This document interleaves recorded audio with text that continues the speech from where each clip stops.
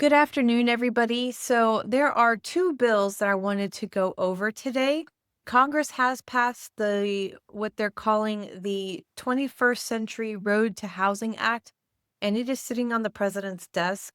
However, the president is not signing it at this time. He finds that there's other stuff that has more pressing matters that he wants to have addressed first before he signs this one. But I would like to think that he is in favor of this act and that he will eventually sign it. The second act is the More Homes on the Market Act. So I want to go over these two bills with you and let you know what they mean in the end for home ownership. Okay. So we'll start with the More Homes on the Market Act because that one's a little bit simpler to understand in the form of real estate and the market and what is happening right now. But basically, what the More Homes on the Market Act is that it is legislation that would double the home equity tax exclusion for the first time since 1997. So originally, they were excluding capital gains taxes on a federal level if you sold your primary residence. And what it is if you are single, it was the first $250,000 off your primary residence. And if you're married, it was $500,000. And so that amount of money, if you sold your home, would be excluded from income tax. However, as great as that has been, it has never been adjusted for inflation. So, what this act is doing, or what this legislation is doing, is allowing that adjustment for inflation. So, let's say that you bought a home years ago for $250,000, and then today you sell it for $750,000.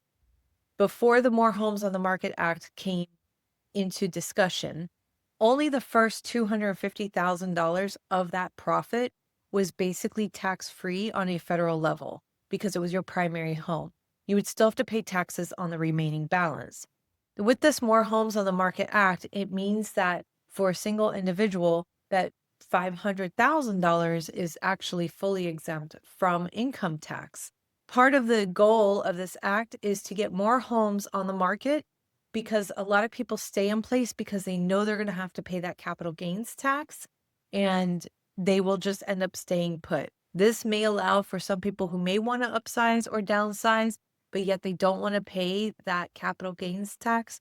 This More Homes on the Market Act may actually allow them to make that move that they have been intending to do.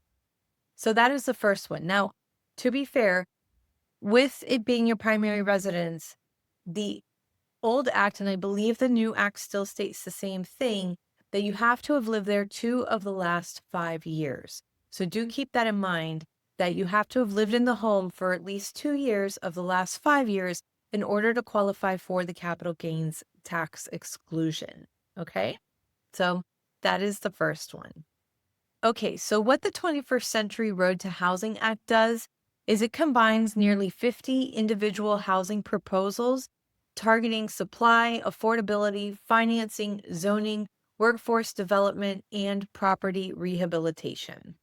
So, on the construction side, the bill is designed to loosen federal regulations and streamline environmental reviews to speed up and reduce costs for new construction. It is also helping to fund communities that are actively adding housing by improving infrastructure. Okay. Also, another thing that it has in there is that manufactured housing is getting a significant update. So in the past, the homes that were built in a factory used to be required to have a steel chassis in order to meet the federal standards for manufactured housing. Now they are removing that. So what it actually is going to do is it's going to reduce costs by thousands of dollars per unit and expand the range of designs that the homes that are built in a factory can produce. It also eases lending rules when it comes to manufactured homes as well.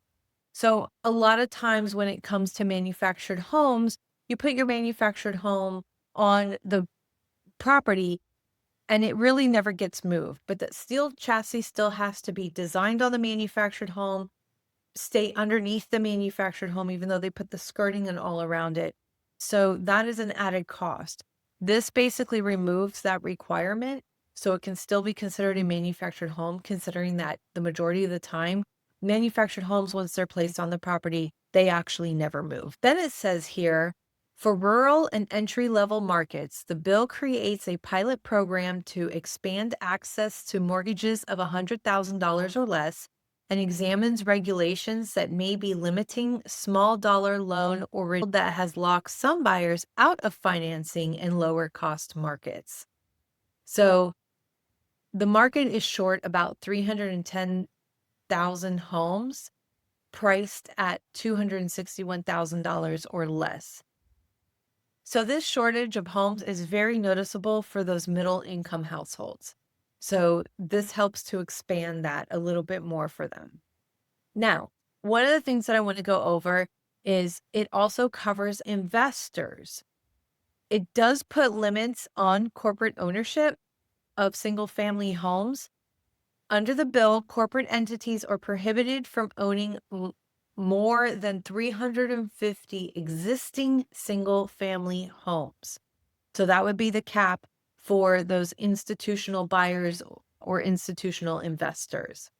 However, it does not put a limit on new builds or new construction where they build to rent or housing.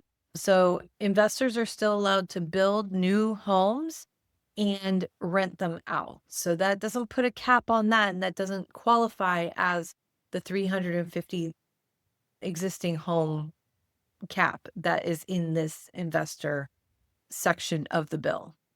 The bill also includes provisions on things like disaster recovery, housing, counseling, and home repairs. So I don't have as many specifics on that right now, but just know that it is listed in the bill as well. So then the next question, of course, is what does this mean? Supply matters, right? And it's why this bill matters, as a matter of fact. It will open more paths to home ownership and give families more real options. It'll also give you a path to wealth that comes with home ownership. I want you to be aware that this is not a quick fix. It is not going to happen overnight and everything just automatically becomes more affordable. But this is a first step. This is one of the most significant bills to pass Congress in regards to housing in nearly 20 years. So it's important to be aware that this is a huge, huge first step. So again, like I said, while legislation will not change the market overnight, it is going to shape those conversations that us as agents are already having with customers in rural or lower price markets. Those small dollar mortgage provisions could help remove financing barriers that are keeping some buyers from attaining home ownership. Manufactured and modular housing provisions could also bring more attention to lower cost housing options. Then you tie that in with the insurance reform that we've seen over the last few years, at least here in Florida, and also the new proposed amendment to property taxes coming up in November that we are to vote on for Florida. So all of that is designed to make home ownership and maintaining your home more affordable. So I am looking forward to see how all of this plays out in the world of real estate. I am looking forward to buyers who have been sitting on the fence because they find that home ownership has been mostly unaffordable for them, to see how this may affect them to get them into home ownership as a whole. So thank you for watching, everybody.